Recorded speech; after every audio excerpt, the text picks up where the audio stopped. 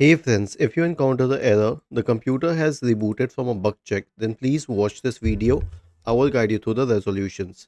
The first solution is SFC scan. Okay, search for command prompt in the Windows search bar and click on run as administrator, then click on yes. Okay, now type the command SFC space forward slash scan now and hit enter to invoke the SFC scan. The next solution is to run the malware removal tool. Press the Windows key and the R key together to open the run window. Type the command MRT and hit enter. This will open the malware removal tool. Okay, it will need a few minutes for that.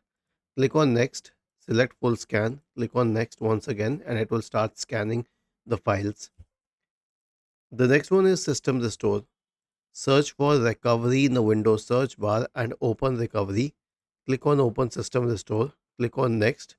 Choose a good restore point, click on next, click on finish, and finally click on yes to initiate the system restore process. And finally, clean boot.